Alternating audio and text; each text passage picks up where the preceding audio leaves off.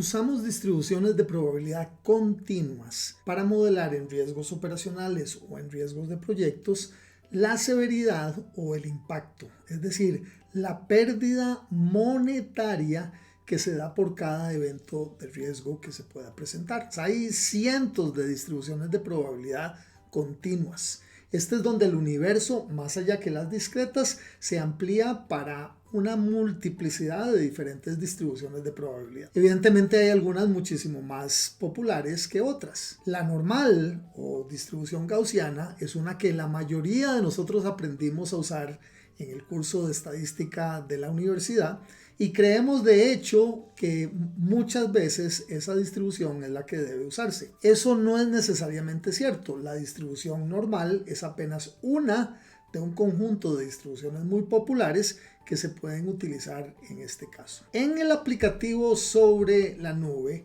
encontramos las distribuciones de impacto o severidad que están disponibles para poder modelar este impacto, esta severidad monetaria. Y se encuentra, por ejemplo, la distribución uniforme, que requiere un mínimo y un máximo, la exponencial, que requiere un solo parámetro lambda, la normal, que acabamos de mencionar, que requiere un mu y un sigma, junto con su distribución prima hermana, la log normal.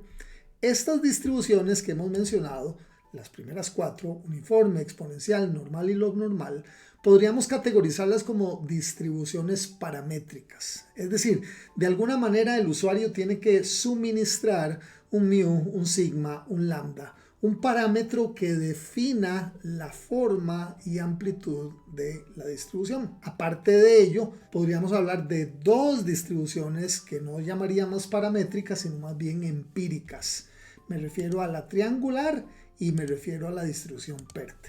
Estas son distribuciones empíricas en el sentido que estrictamente no necesariamente tenemos que tener una base de datos para derivar los parámetros, para calcular los parámetros de la distribución, sino que de manera alternativa con lo que contamos es con el criterio del experto, del especialista, ya sea para una triangular o para una PERT, por cierto, popularizadas por el Cuerpo de Conocimientos del Project Management Institute en su certificación para el PMP.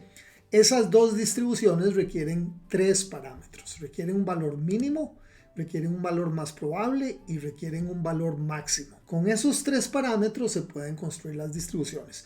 Vamos a entrar después con detalle a ver estas dos distribuciones que le permiten a los usuarios de modelos de riesgos cuantitativos no necesariamente depender de bases de datos históricas para calcular parámetros de distribuciones paramétricas y por tanto derivar las formas respectivas de las curvas. A lo que me refiero es que con el criterio de un experto y suministrando adecuadamente después de un proceso conciliatorio, un proceso de pensamiento, un proceso analítico, este usuario o experto o este grupo de usuarios o expertos pueden derivar un valor mínimo, un valor más probable y un valor máximo para crear distribuciones de probabilidad que de alguna manera incorporen la incertidumbre que queremos insertar en nuestros modelos. Esto es infinitamente superior a la valoración que podría hacer un criterio experto para posicionar en una matriz de riesgos un valor cualitativo